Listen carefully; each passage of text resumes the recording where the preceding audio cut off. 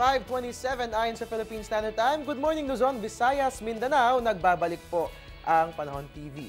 Ngayon naman po silipin na po natin ang mga naitala nating maximum and minimum temperature. Unahin nga po natin ang ating minimum temperature, 21.3 degrees Celsius. Naitala po yan ng 6 a.m. Ang maximum naman po natin ay 30.3 degrees Celsius, 1:50 p.m. po yan.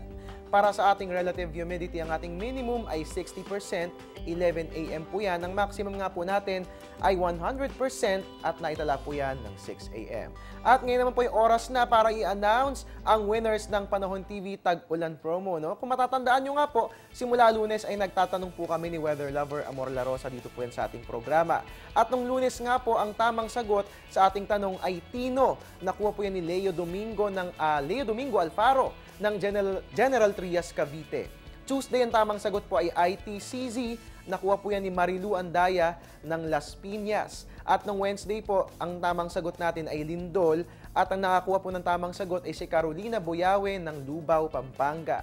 Thursday, ang tamang sagot po natin ay Bagyong Francisco or Francisco. Nakuha po yan ni Mario Eleuterio ng Taytay, Rizal. At nung Friday nga po, kahapon, ang tamang sagot ay Amihan. Ang tamang sagot po natin dyan ang nakuha ni Ray Naraga ng Compostela Valley Province. So yan, layo po niyan pero maraming salamat po dahil nakakarating po dyan ang ating programa. And congratulations po sa inyong 5. And of course, para po sa lahat ng ating masugid na taga-subaybay, manood, mag-text at manalo dito lamang po yan sa Panahon TV Tag-Ulan Promo.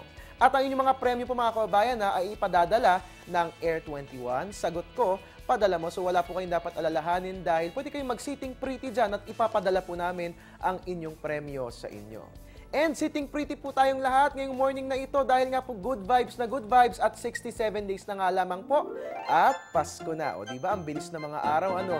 Pero siguro I suggest no, simulan na rin po natin ang ating Christmas shopping. Alam nyo naman, ang mga daanan po natin kapag Pasko nagtatransform, nagiging matraffic lahat ang ating mga kalsada. So simulan na po natin ang ating Christmas shopping. And alright mga kababayan, matatagpuan po natin online ang Panahon TV sa www.panahon.tv and pwede kayo mag-send na inyong mga questions at literato na lagay ng panahon sa inyong lugar sa ating Facebook page at pwede nyo rin po kami i-follow sa Twitter at Panahon TV dahil pagdating sa weather updates sa television man o sa internet dito sa Panahon TV, tunay na walang pinipiling panahon ang pagbibigay impormasyon.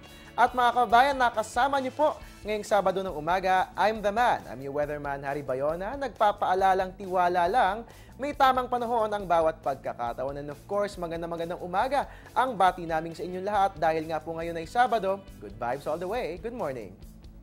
Ang programang ito ay hatid sa inyo ng Air 21. Sagot ko, padala mo.